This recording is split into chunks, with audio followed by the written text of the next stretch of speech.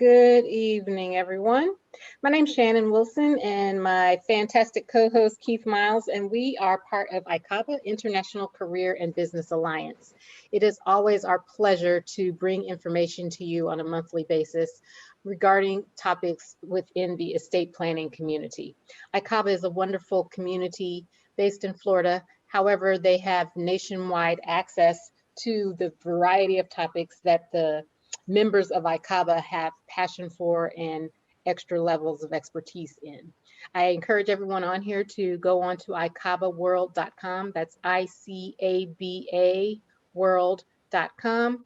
Check out the website, entertain joining the organization, and then also they have several mastermind groups that you can gather more information on various topics, such as estate planning. There's a mastermind group on entrepreneurship.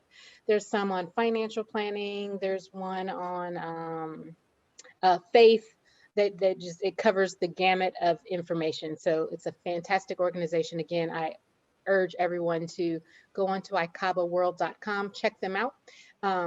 Keith and I do these workshops every third Wednesday of the month for estate planning. We're part of the mastermind group on estate planning. We've covered topics such as estate planning as a whole. We talked about wills one month, powers of attorney, healthcare directives, trusts. And tonight we are going to go over special needs planning and what that looks like, especially in the estate planning arena. So if any of you have any questions as we go through the information, feel free to pop those in the chat window. We have a small group this evening, so either pop them in the chat window or unmute yourself and ask the question, or there's also a Q&A tab. I'm not sure if you all can see all of those, but feel free to ask your question. We also have reserved some time towards the end for specific questions and answer session. So without any further ado, let's talk about special needs and special needs planning and what that looks like. And I will have to caveat this by saying this is Keith's niche. So he is all over this. If you have any specific questions, feel free to ask. He is an incredible wealth of knowledge when it comes to special needs planning in the estate world arena. So special needs, what is special needs? What does it look like? How does it work? Why are we talking about it in this? And essentially, special needs planning is put in place for individuals who have certain disabilities in order to ensure that they still have financial access to assets that do not jeopardize or take away any rights that they may have when it comes to certain government benefits. Any rights, any needs that they may have to certain government benefits. Again, it takes assets, financial assets that a special needs or a person with disabilities has, and it protects them so that they still have access to those assets, yet they can still have the benefit of certain government programs.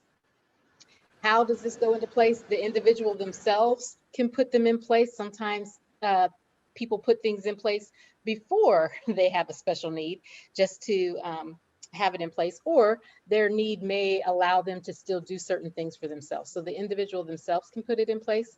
Parents can do it, grandparents can do it, family members, or friends. Anyone can put into place a special needs provisions for people with disabilities. The only caveat to that is, depending on who puts it in place, is what defines what type of special needs benefit it is. And a lot of times, and you'll probably hear us say this throughout, a lot of times people have the best interest in mind. All they want to do is help. All they want to do is ensure that that individual is going to be taken care of. All they want to do is create some sort of legacy on their behalf. That's fantastic. I encourage people to do that. I think it's wonderful when people do that. However, there are some considerations that have to be taken account for, because if you put your plan in place without looking at all the ins and outs and ups and downs of special needs planning, without being strategic about how you do it, you could be unfortunately eliminating some benefit that that person would otherwise be entitled to. So it's all about the strategy and putting it in place carefully and properly so that they can still have the benefits that they may otherwise get.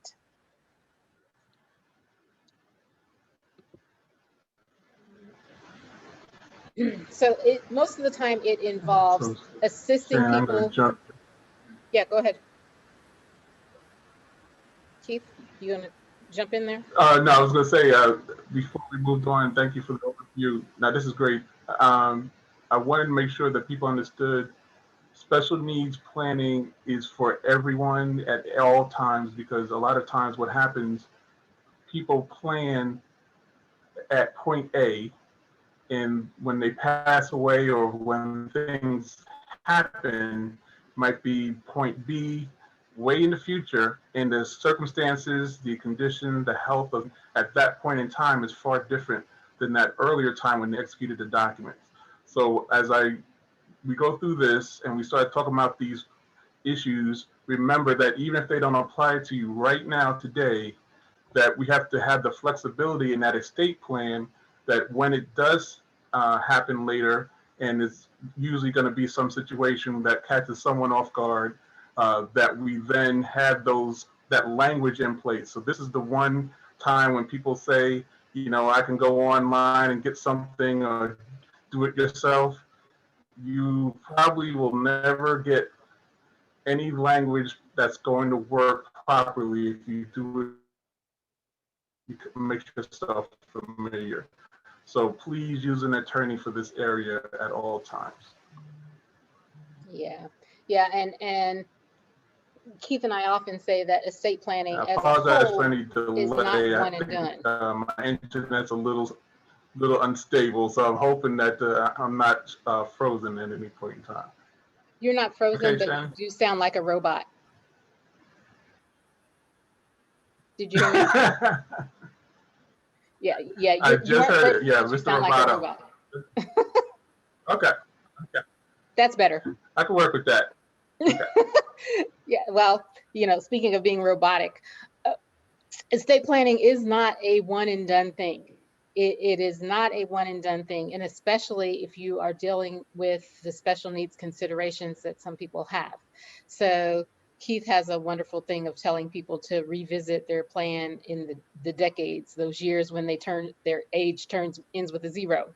I also tell people anytime life events conflict or collide with certain categories, those are also times to revisit your estate plan. So especially if you have considerations involving planning for assisting people with special needs, such as obtaining Social Security benefits or Medicare or Medicaid or any other insurance, or becoming a guardian for someone, which is over their health care, or a conservator, which is over their finances.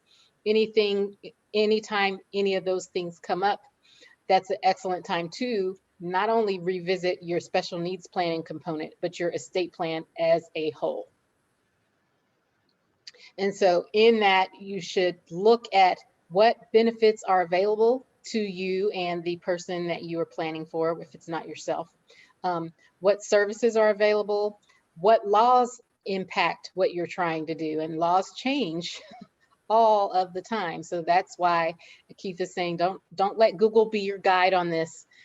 Absolutely consult with an estate planning attorney, a special needs planning attorney who can help drive the ship when it comes to what the laws look like.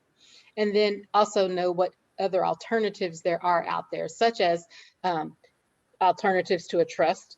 A lot of people do their special needs planning only in a trust, but there are other alternatives and other ways of doing that, like ABLE accounts that are state-run programs. So it includes all of those things. And like Keith was saying, it is not a one and done thing.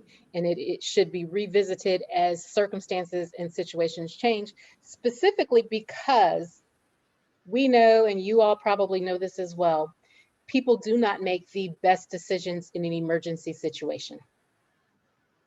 So planning ahead of time for the possibility of that emergency situation allows you to simply handle the situation itself without all of the strings and added business attached to it. If you've already put these things in place, if you've been strategic about your considerations and your planning.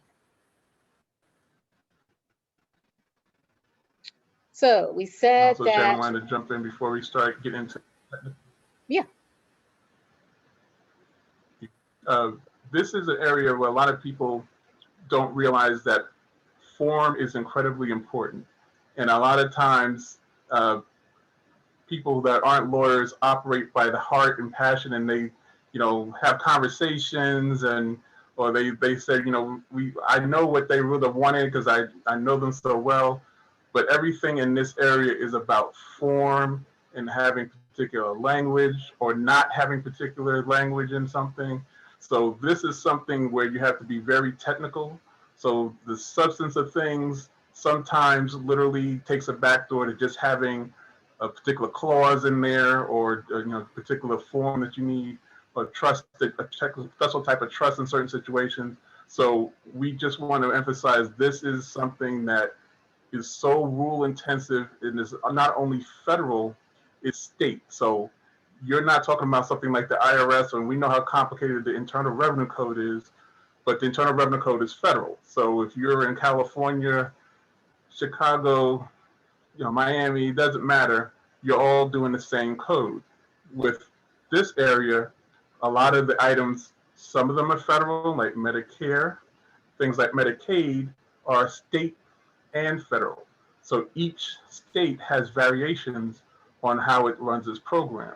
So you have an area that Shannon says not only changing, but it's changing by state. So it could be changing on the federal side, it could be changing on each state side. So it is a maze out there, and if you don't keep up with it, it will cause you a problem. Yeah. Not only will it cause you a problem, it's probably in most circumstances more of a headache to try to figure it out than people have the time or the energy to sustain.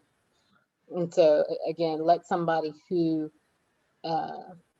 knows the ins and outs of it help you with that.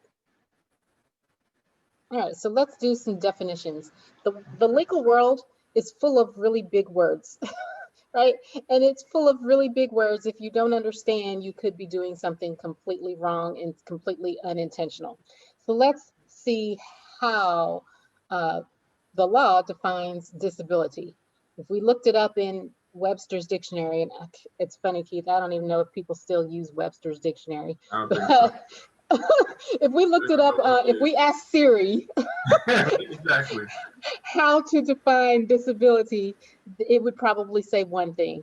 But what we have to do is look at how does the law that is applicable to these situations define disability. And it is defined based on whether you are an adult or whether you are a minor. And this all comes under the different codes.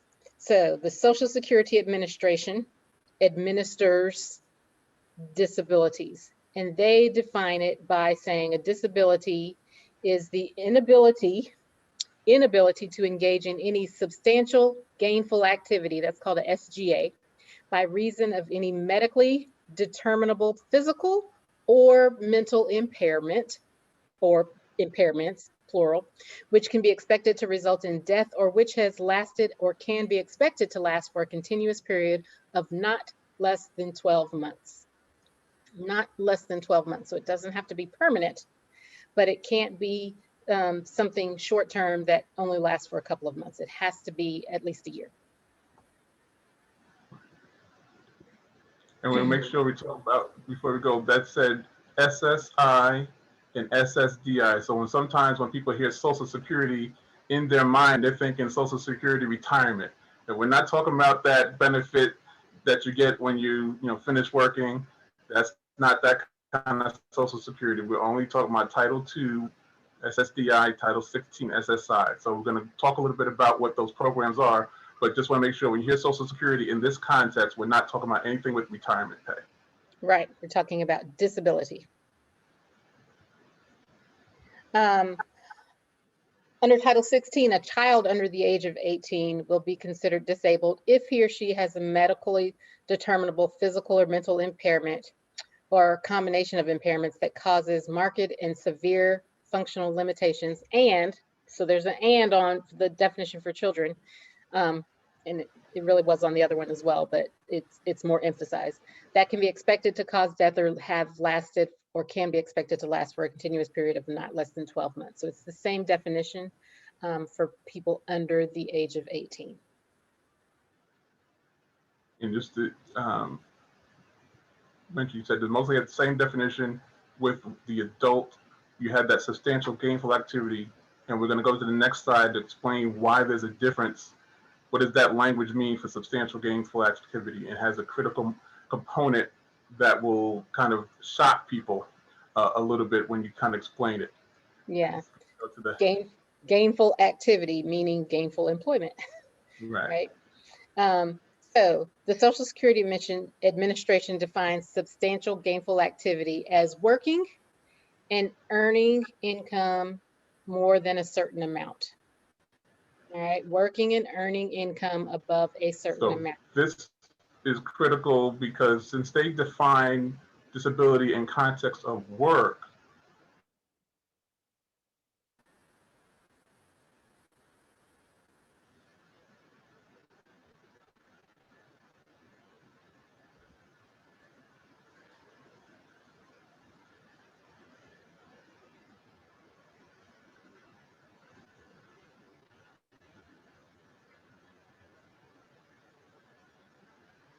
Go ahead, Keith.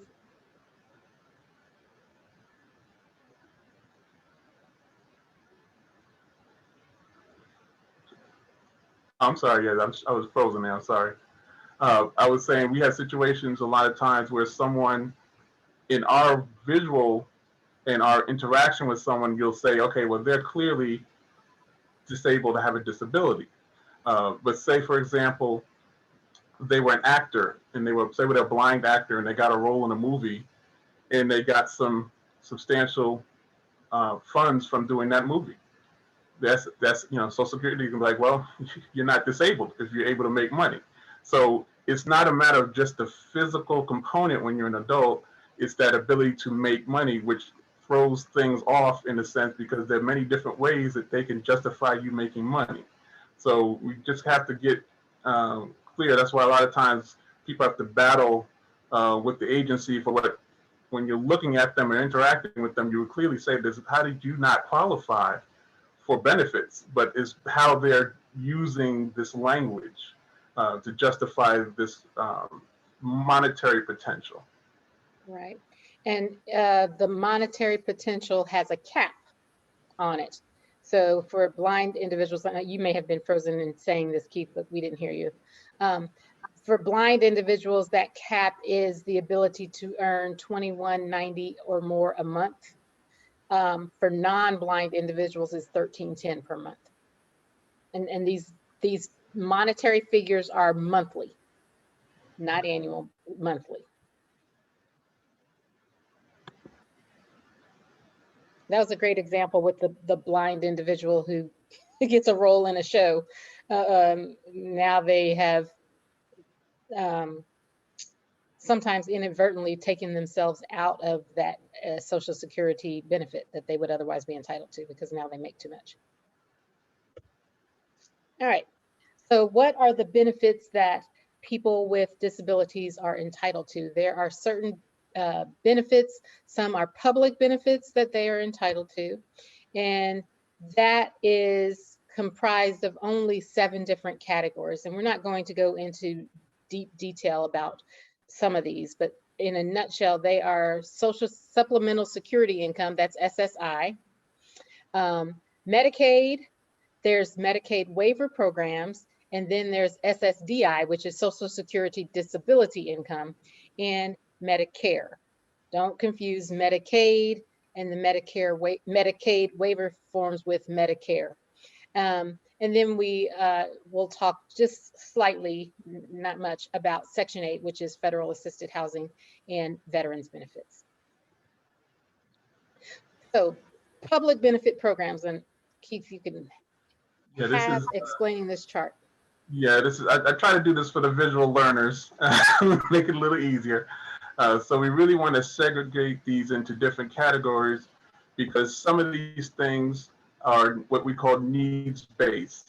When we say needs based with any benefit, what we mean is they will require you to have no more than a certain amount of income and also no more than a certain amount of resources, assets. So you have two sets of tests at the same time. So SSI, Supplemental Security Income, that is going to be a needs-based payment. It's a monetary payment, and we'll talk about what it is later. That will lead to Medicaid in most states, and we'll talk about how that works. So most states, once you get SSI, you will automatically get one form of Medicaid, and Medicaid is your health care. So SSI is money, that Medicaid is health care. So going on to the middle category is called entitlement. And when you hear entitlement, sometimes people get offended because there's kind of like a connotation that of a negative connotation of entitlement. What entitlement means in a legal sense is you've done something to have earned it where they can't refuse giving it to you. I can refuse giving you SSI or Medicaid if you worked a certain amount of quarters that's required on your job. Maybe you had you've been working for 10 years, whatever. I can't refuse disability income to you because you've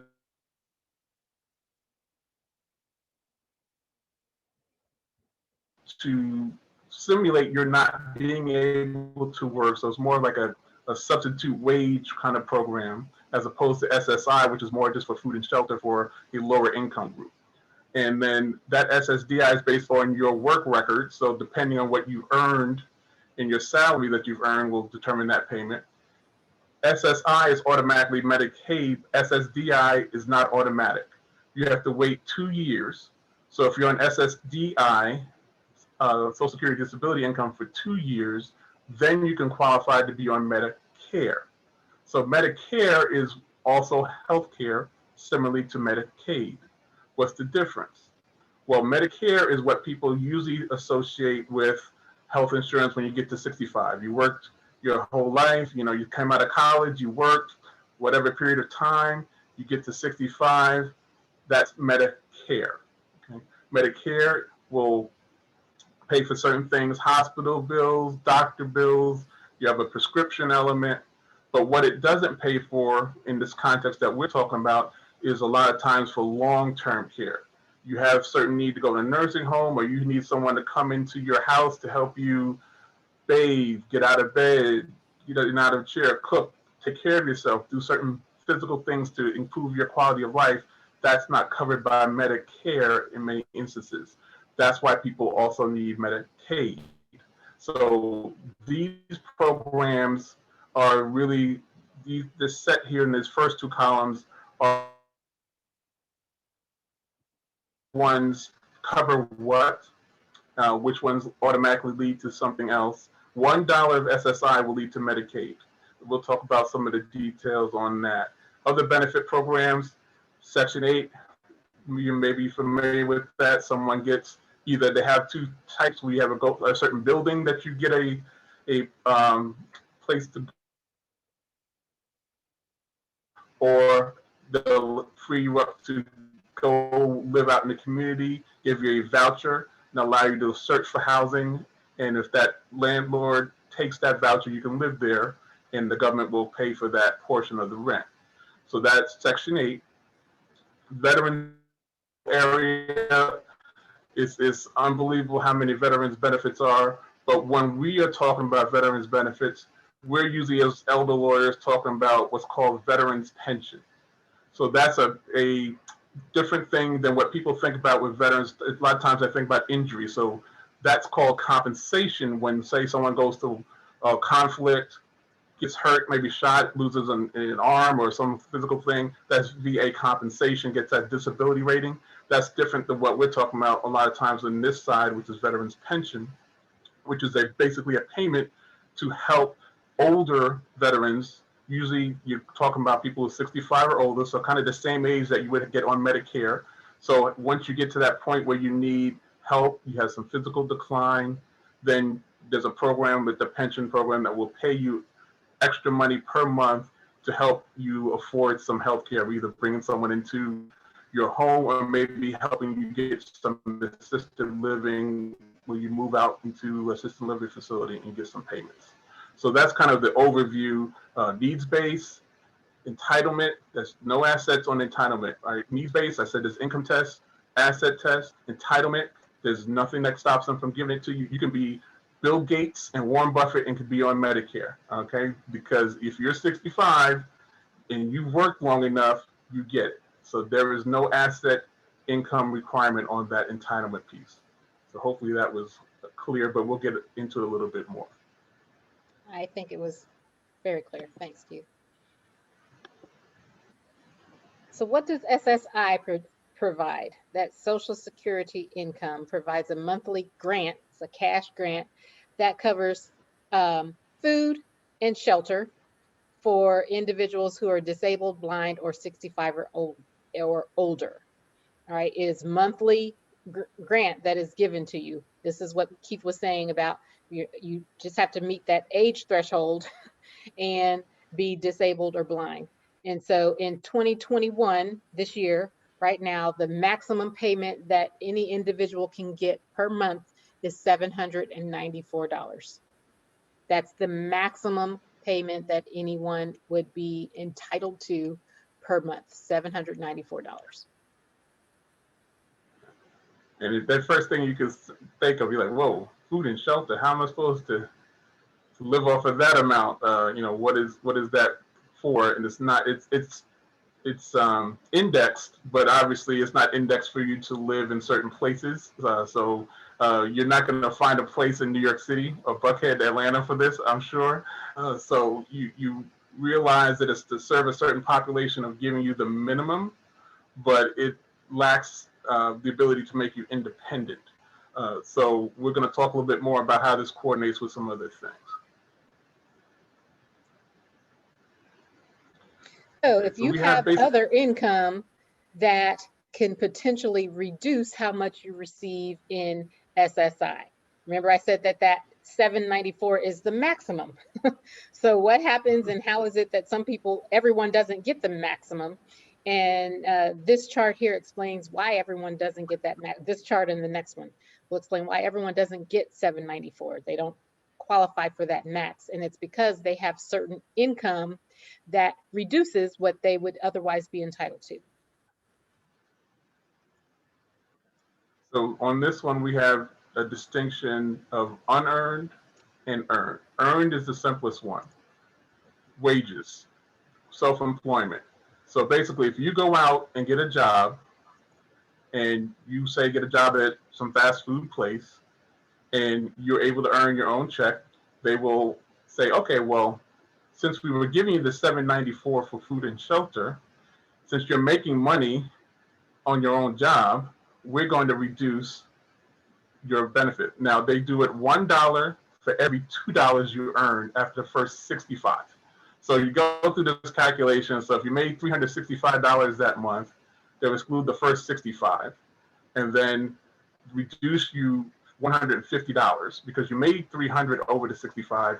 We're going to take half of that. So that $794 would now go down $150, so down to $644. Okay, so that's how that would work. So they penalize you, but not as sharply as some other things. The unearned income, that's things that you didn't even work for, but you're getting. So if you're getting payments from annuities, pensions, you have gifts from other people, dividends, interest, rents, if you were owning property and had some income payments. So didn't mention this before, but I want you to understand who the population is that might be receiving this.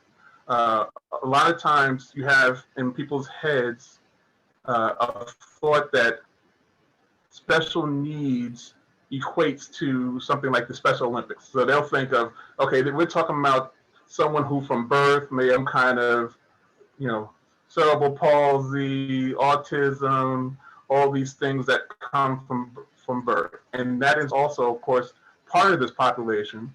But when we say special needs, we're really talking about three groups. We're talking about the young people who have a disability from birth, or a very young age. Talking about the elderly who may be at the point where they're getting older and they need long-term care. But you're also talking about adults anywhere from 18 to 64 who may become disabled at some point in time. So we have a lot of people who have brain injuries, strokes, aneurysms, other things, car accidents, things that happen where you become disabled. So you may have had all these financial instruments that you've owned, right? You may have already owned a stock portfolio, been 45, had a corporate job, have a brain injury. Those pieces of income don't stop coming. So those dividends, interest, things that are going to be counted against you. And unlike the earned income, is dollar for dollar. So if you get $800 of dividends and interest, you lose all of your SSI because that dollar for dollar, that 794 goes down, down, down. And once you get 794, you're zero. So you have to kind of know what type of income you're talking about because there's different effect on that SSI payment. Yeah. And people sometimes, like for instance, I'm sure Keith has experienced this as well. If you're asking people questions to try to help them, and sometimes they want it to seem better than it really is, right? But that's not the goal. The goal is not to make it seem better than it really is. The goal is to present a very clear picture of exactly what it is, so that you can be entitled to the government benefits that you would be entitled to. You know, don't paint the picture prettier than it really is, thinking you're helping yourself, because you really wouldn't be.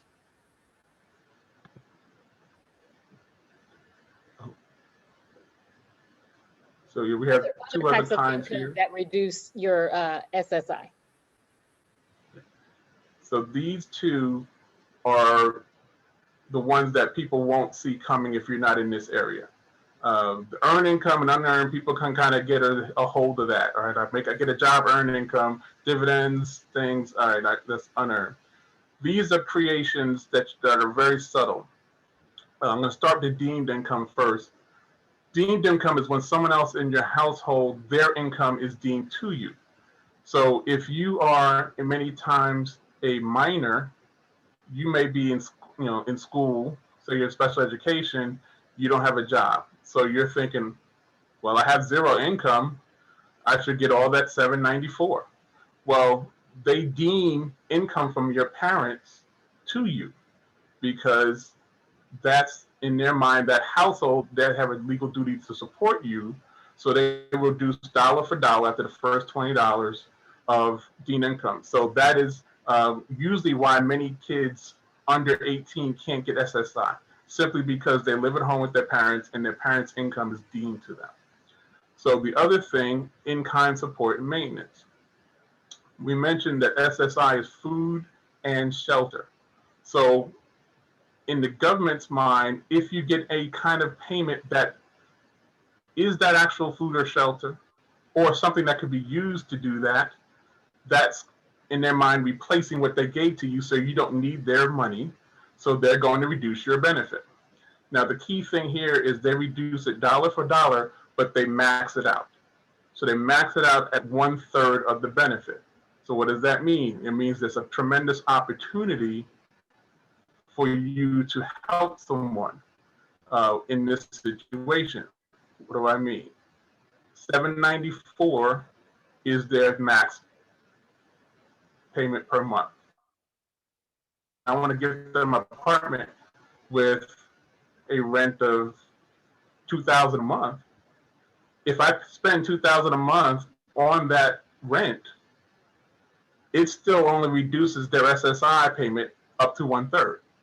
So it's a way to really help them take advantage of this rule. You're not limited to keeping them in this situation where they may have to live at home because other things like earned income and unearned income are going to reduce them to zero. You can spend a lot of money on food and clothing, food and shelter, and still keep their SSI benefit and help them live a better life. So in-kind support and maintenance is absolutely critical to understand that 1/3 maximum allows you a lot of opportunity to help them. So that's 1/3 on that 794. So that'd be $265.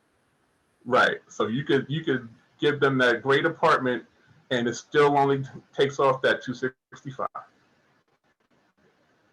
Okay. And then I have another question. The deemed income. Um, that only applies if if you're living with someone who has a duty to support you. So parents of minors. Once you become 18, no one's income is deemed to you unless you are perhaps married. Would that be true, Keith? Yeah. Well, no. Well, right. If you're the age piece, once that moment you turn 18, you're an adult, so no deeming to you from a parent. And also, and I know you talked about this another thing, just so people are familiar. Once you turn 18, that's also that triggers that need to get a guardianship conservative of someone because they're an adult.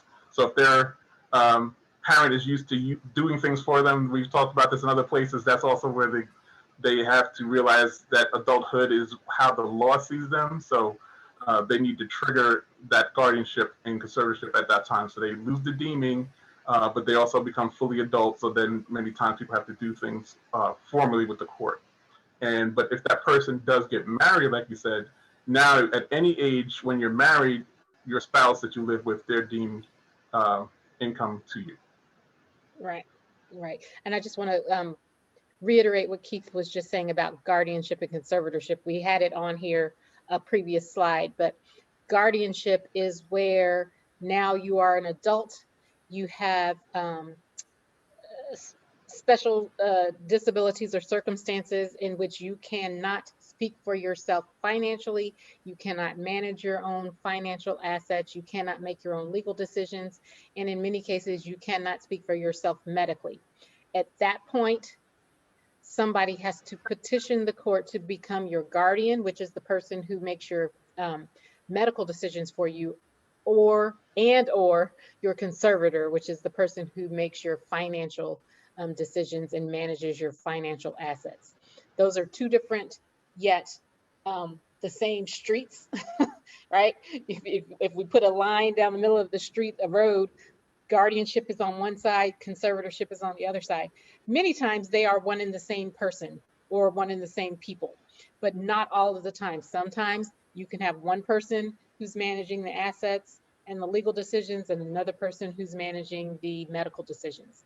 Also, sometimes someone can still speak for themselves medically, but they can't speak for themselves financially. They can't manage their own assets. So again, especially when people have a minor, somebody under the age of 18 that is a special needs loved one, they have to be on the lookout and know when this person turns 18, I'm not going to be able to do for them like I have been unless I go through the process of becoming their guardian or their conservator.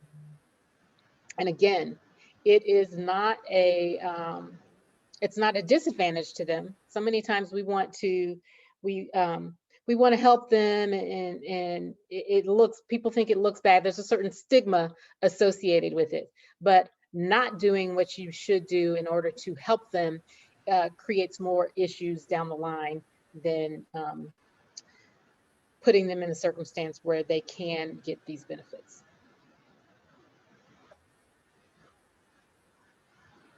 This is what Keith was just talking about as far as what is in-kind support and maintenance. How is it defined? Well, the only And just items to take it that the are next covered are last 10. step, we're talking about this in the context of a. Go ahead.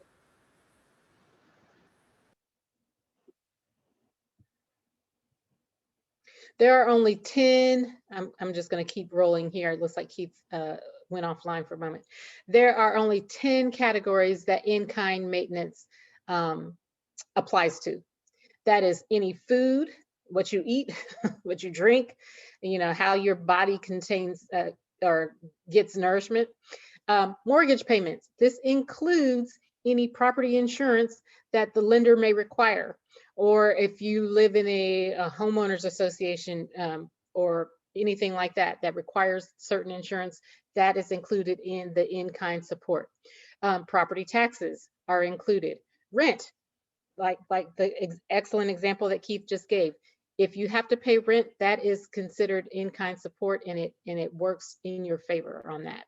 Heating, gas, electricity, water, sewers, plumbing, garbage removal, all of those things are considered in the in-kind donation portion. Keith, you're muted there. All right. AT&T is being unkind today, so I apologize. No worries. I'm trying to start my video, but it's not starting. No worries. All right. So we can hear you. We can hear you much better now. Okay. Well, that maybe that was the issue. Maybe this is doing too much. Yeah. So yeah. So we talked about deeming with the parent and the spouse, and I just wanted to always put this note in here because we have a lot of times where grandparents are raising their grandchildren, and they don't realize that parent in the SSI definition does not include grandparents. So if you are a grandparent taking care of a grandchild, please apply for SSI because you will not have your income deemed to that child, and that's free money that can come in to assist with that household. So I always want to distinguish grandparents are not parents. Step parents would be included, and natural parents, adoptive parents, but not grandparents. Right, which is why sometimes grandparents will not adopt their grandchildren because that would cancel out that benefit. So what makes somebody eligible for Medicaid? Medicaid, not Medicare, Medicaid. And Medicaid is the one which is income-based. Income-based. And resource tested. So income and resource. You can get on Medicaid in certain states that are called 1634 states automatically. If you meet the SSI test, once SSI confirms that you have qualified for SSI, they will simply notify the state. You do not have to do any kind of state application. So if I get SSI, they would just tell the state of Georgia, Keith gets Medicaid. I don't have to do anything else. I don't even have to put an application in. When you see the SSI criteria states, those 6 in the middle, they are similar to the 1634 states. The second you get Social Security, Supplemental Security Income, you automatically qualify for Medicaid, but they just make you go through the hurdle of actually filing an application. So that's all the difference is between the 1634 and SSI criteria state is the SSI criteria state actually makes you go to the Medicaid office and file an application. The 1634 states, you don't have to do any other step. The 209B, they make you have an extra level to qualify above just qualifying for SSI. So you have to kind of know what state you're in because the schemes are a little different. But thankfully in Georgia, I don't know where everyone else is on the call, but if you're in the state of Georgia, you're 1634 state. In most states in the United States, it's 1634 states. And so this becomes important because even though generally speaking, people are sedentary, but sometimes people move. So for instance, you have a loved one and you want to move them from California because they're too far away and you want to move them to where you are in Ohio. Know that now their benefits are going to change and the eligibility for them is going to change. So knowing things like that, sometimes people take that, or everyone should take it into consideration all of the time, especially when we're thinking about our elder loved ones, that this so oftentimes happens. You know, I'm going to move mom or dad or, you know, cousin or whoever to where I am because it's easier for me to care for them, or I can monitor things a little bit easier. But sometimes that's not the best way to do it because that may take them from one state criteria to another. And if you don't fully examine those ahead of time, you could find yourself missing out on some things.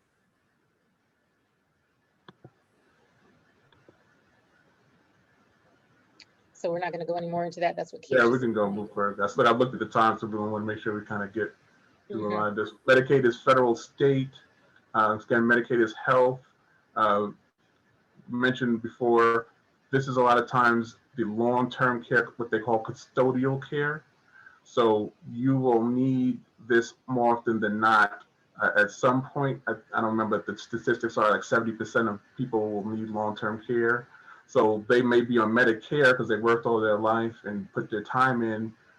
But if you don't have Medicaid, you're going to lack resources to pay for a lot of the long-term care need that you need in your life. Uh, because you have that, and many times with Medicaid, you'll have an asset and income test. That's when that alternative of either the ABLE account, if it's a small amount, you can put in there to qualify, or you might need the special needs trust. So we'll kind of go into that section. And this is also where strategic estate planning comes into play, because the Medicaid has a look back period on your assets. And so a lot of times people move those assets into a trust. And as long as they do so within 5 years and a day of applying for the Medicaid, then that becomes a non-countable asset for Medicaid purposes. Total assets, when I say non-countable, this is where I was going with this. You cannot have more than $2,000 of assets in order to qualify for Medicaid. SSDI, on the other hand. This is all work. You basically, you look at your paycheck and you see those amounts going to FICA. This is going towards that. They're recording it to Social Security Administration. Every year, you can get a maximum of 4 credits per year. So as you get 40 work credits, now you've worked 10 years in total terms of time. If you then become disabled, you come out of college, work at 22, maybe 35, you have some kind of brain injury. If you work those 13 years and continuously, you'll have your 40 work credits. Now you can get SSDI.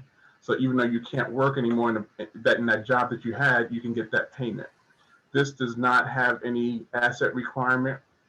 And then after 2 years, you can qualify for Medicare. So what happens often in that 2-year period, you have someone using that SSDI, often maybe on some kind of marketplace plan in ACA, or something that maybe they still have COBRA from their last employer or something like that, to hold them over for that time period until they can get over to the Medicare. Does it matter, Keith, what that 40 credits looks like as far as working? What if you're self-employed? How do they count those credits? Still, it's based on a dollar, so that 1 credit for each $14.70 of wages. Now, talking about someone like an LLC where they can't pay themselves, technically a W-2, I believe that they just substitute, what you pay in self-employment on your tax return. So they're going to link to that. Okay. But it will still be based on that amount of dollars. So what's that, 58.80, I think, is for those 4 credits. So when you get that amount, you'll get your full credit for the year. All right. 3 basics of Medicare. You have your Part A, Part B, and Part D. Part A is hospital, Part B is medical insurance, and Part D is prescription drugs. So how do people take all of these different assets and create them outside of Medicare, outside of Medicaid? What do they do? How do they account for and make assets available to a person that has a disability? The main type of way that people do this is through a special needs trust. Again, this is outside of Medicare, outside of Medicaid, outside of SSI, outside of SSDI.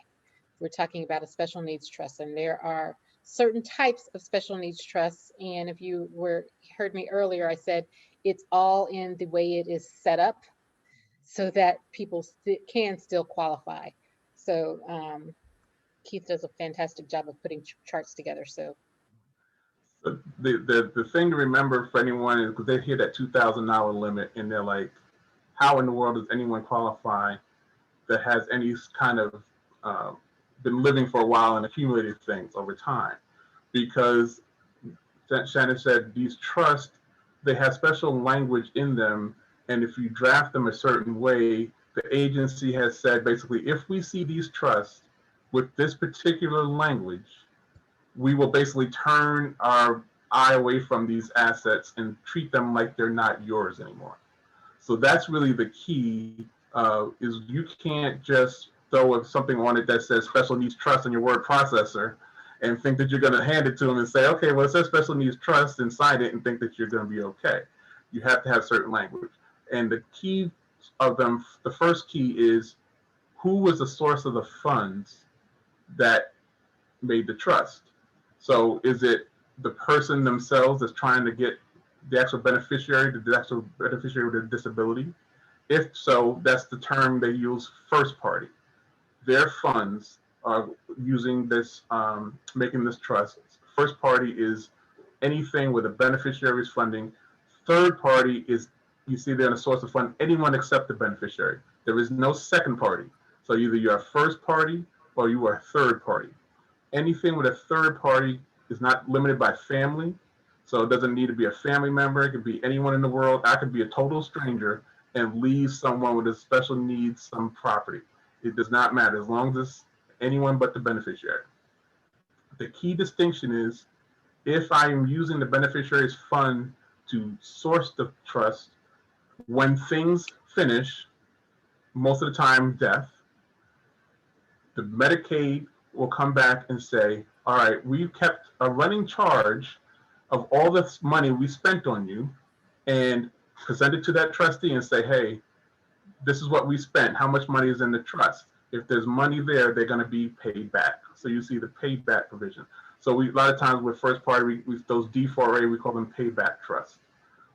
Pooled trust are also paybacks, but it could be potentially in a different way, where it stays in a nonprofit agency kind of for helping someone else. But the third party, that's going to basically go, you see, grantor's wishes. If I'm a parent who sets up a trust for my child, when that child passes, because it's my money that created it, when they pass, I get to direct where it goes. So I can say another family member, another child, an organization, I can do whatever I want with it after. I do not have to pay back the state. So that is absolutely critical distinction.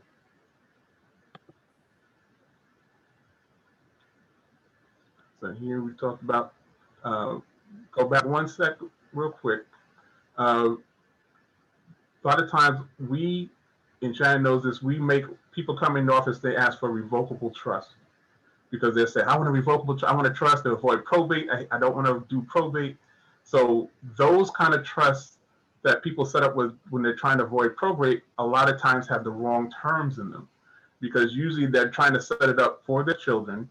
So they usually say, well, you know, when I pass, I'm going to have my children succeed me as trustee, or I want to make sure they get money when I pass away. So they have provisions in there that might mandate income to the child, or they do the 25, 30, 35, or at the age of 25, give them certain principal, and then at age 30, give them the rest of the principal. So that kind of trust will create problems in a special needs context, because the special needs will say, well, if you have the right to get the income, or you have the right to get the principal, then we will count it against you. So count against that $2,000 limit.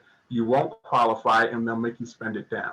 So this is really where we have to start educating even the lawyers that do estate planning, not really as their specialty, but try to add it on to their practice, because they're doing these trusts with the frame of mind of someone just trying to worry about the income that they get in, and try to worry about the amount of wealth that they're planning for, and they're not planning for the health aspect. Yeah, so the part of that is, the important part is ensuring that that beneficiary, that person with the special needs, doesn't have ready access to the funds. They're not the trustee, and there's somebody else that has the discretion to say yes or no, or to withhold any distributions.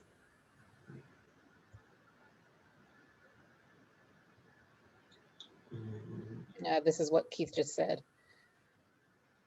Third party back. So that's the most critical thing. But the thing also here, if you have a spouse, and this is a critical thing, many people will set up that revocable trust and say, well, when I pass away, I leave everything to my spouse. Like when I pass away, to my spouse, maybe for life, and then to my children. It's so common because everyone wants to take care of their surviving spouse. But with a spouse that is trying to get on Medicaid, you need to actually have a provision that sends it back from the revocable trust back to their probate estate, because it has to be created as a testamentary trust, passed through the probate process, and the court makes the trust. So if you don't do it that way with that special language and just leave it at the way that it was originally drafted to just pass down to the surviving spouse, those funds won't qualify. So if you have someone who's going through the trouble of maybe they leave their life insurance or their, we talk about Secure Act stuff, they leave their IRA to the trust thinking that their spouse will benefit from it, they can lose all of it because that didn't have that language to send it back to the trust, to the probate estate, to have that trust created specifically by the probate court for their spouse. And it's only for a spouse. You don't have to do that for a child. You don't have to do that for other siblings, parents. Only for your spouse, you have to send it back to the probate.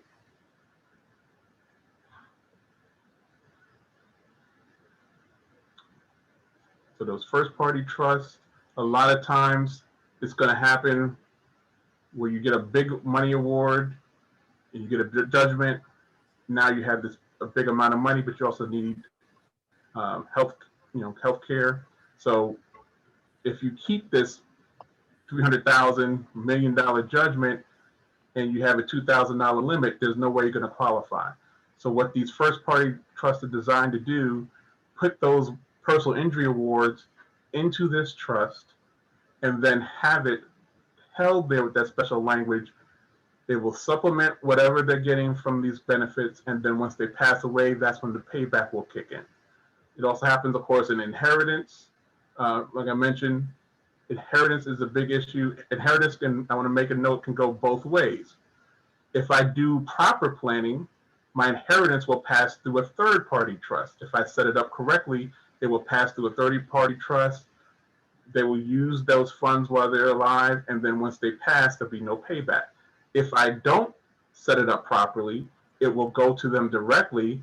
Now they have to create a first-party trust because the person who left them the funds didn't send it to them correctly. Now they subjected funds that could have been payback free. Now they're going to require payback. So a lot of these things are preventable if people plan ahead in the family or friends that are leaving gifts, because if you do it wrong, you're really exposing assets that you didn't have to expose. Right. These are just the statutory references for those who like to look things up for themselves, but we call them D4As. You talk about ABLE accounts for a little bit. An ABLE account is not a trust, but it's an account that you set up. It's based on the IRS code, and it allows you to put certain monies in it's kind of like it says right there, like a 529 plan, right? It is administered by the state, and it allows you to set aside funds without them being counted against you. What it's put in place for is to encourage people to save money for themselves or for a loved one, so that they can still get benefits. And ABLE has this very odd condition to it that makes no sense. When you have this tool that's supposed to benefit this population, they put a restriction on there. You have to be disabled, either receiving SSI or SDI or Medicaid, but you also have to have your disability present before age 26. So if someone is in a car accident or has a stroke and they're 42, they can't even create an ABLE. And it makes no sense because that's the population you're supposedly trying to serve. So why they have this restriction of 25 or younger, because you can't, it has to be present before age 26. So they actually have a act now where they're proposing to raise it from 26 to 46, which still doesn't seem to go far enough. It should go all the way up to 65, but I guess 46 is a step in the right direction. But ABLE accounts many times aren't available because you have this arbitrary low number that your disability had to present itself before. That does not mean you have to create the account before 26. You can create the account when you're 70.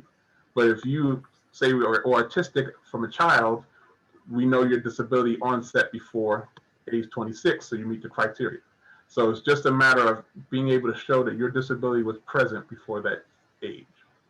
Yeah, I've thought about what precipitated that age, and I think it probably has a lot to do with the insurance industry, because up until the age of 26, you can be on your parents' insurance, and after that, you get kicked off of parental insurance, whether you're disabled or not. So I think that probably has something to do with it, but that's just my guessing.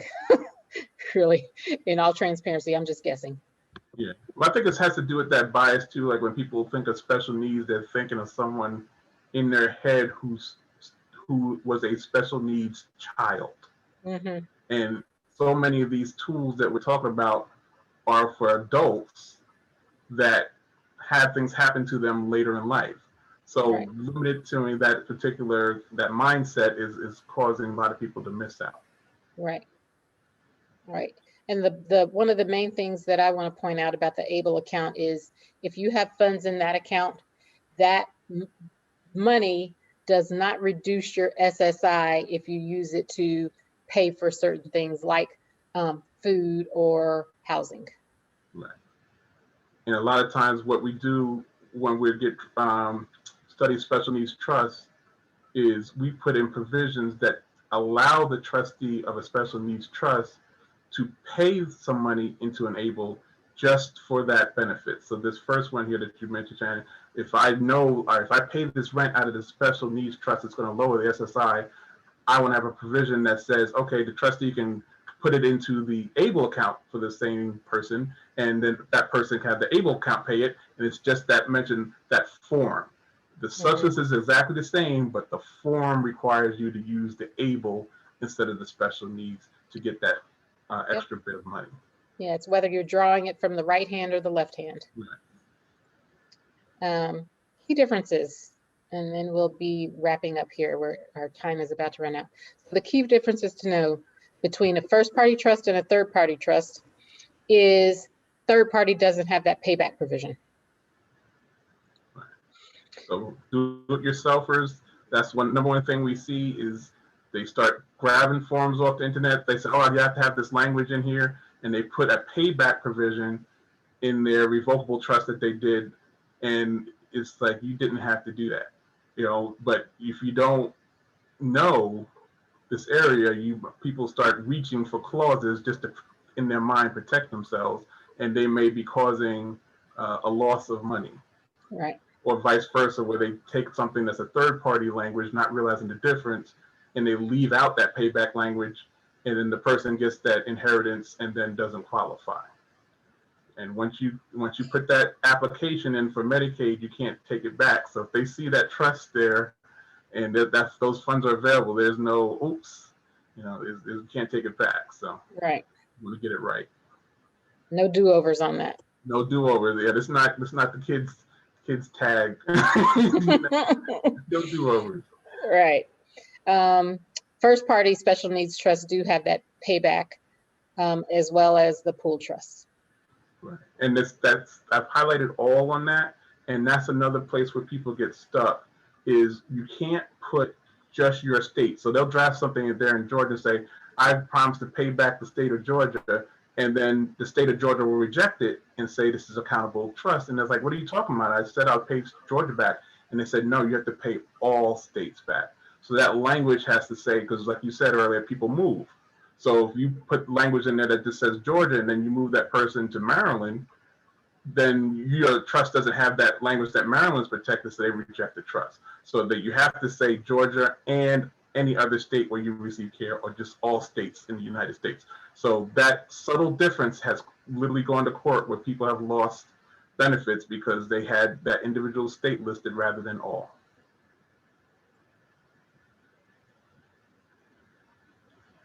Yeah, this first part, the sole benefit, we had this situation a lot of times where someone wants to treat the trust like the family trust. So they get that big, $1 million judgment. All of a sudden now everybody wants the trust to buy cars and buy a house for the entire family, and the trust pay all the expenses each month and all that. They said, no, you got to pay your pro rata share. If you want to give Johnny an apartment with his brothers, and it's $3,000 a month, and there's two brothers, then Johnny's trust can pay $1,000. But Johnny's trust is not going to pay $3,000, and everyone live well off of Johnny's trust, right? So that sole benefit is that kind of thinking. We don't mind you making his life better, but you're not making the whole family's life better. Right. And then contrast that with a third-party supplemental trust. That one can be used for multiple beneficiaries. For instance, say there's a family that has more than one special needs person in the trust. Do you have to set up a separate, or in the family, do you have to set up a separate trust for each of them? Oh, for the third party, no. No, you can have more than, they can benefit multiple beneficiaries. Right. Even if they are multiple beneficiaries with special needs. Right. Special needs trust must be irrevocable. A third party can be either that regular revocable that we talk about people make all the time, or it could be a special irrevocable trust. So you have the option when someone else is making a trust, whether it's revocable or irrevocable. So that gives them incentive. You can create it now, but if, God forbid, that beneficiary passes away before you do, you have the ability to revoke that trust and leave it to someone else. So that option of making it revocable for a third-party grantor is really important.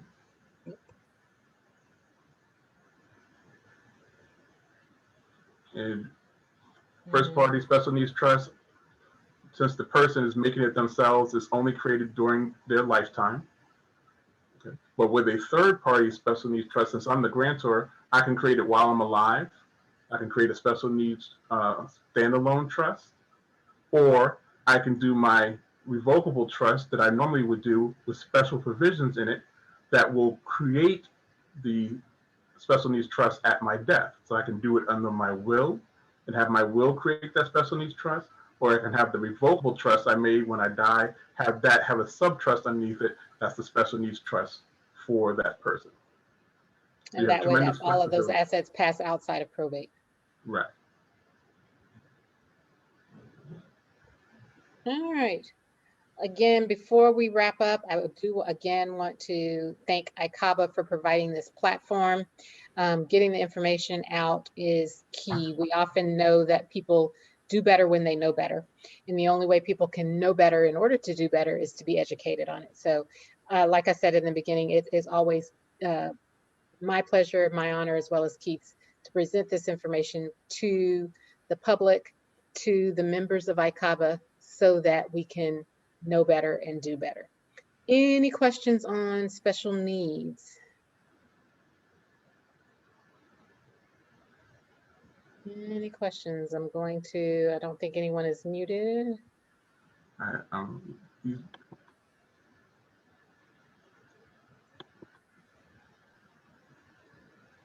see any questions. If there are no questions, thank you all for joining us this evening. Again, my name is Shannon Wilson. I am the founding attorney of Legacy Legal, and then Keith Miles, who is a phenomenal Georgia elder law attorney, both of us here in the Metro Atlanta area. If you have any questions, feel free to reach out to one or both of us. We'd be delighted to help you, assist you with your estate planning needs here in the Georgia area. Again, thank you all for joining us this evening. Also go to ICABA World Community, check out the organization, entertain the possibility of membership within the organization, and especially go to the estate planning mastermind group where you can get more information. You can also see the recordings from our previous Wednesday evening workshops. And thank you, Shannon, just for being wonderful. All this time, this is our 10th one, and it's just been an amazing time. So I know we're gonna have a little summer break, but just want to let you know I appreciate you, and you've been. Yeah, I do too, Keith. It's been great. I'm gonna miss you this summer, but yeah. we'll get it going again in the fall. Yes, ma'am. All right. So thanks, everyone. Hey.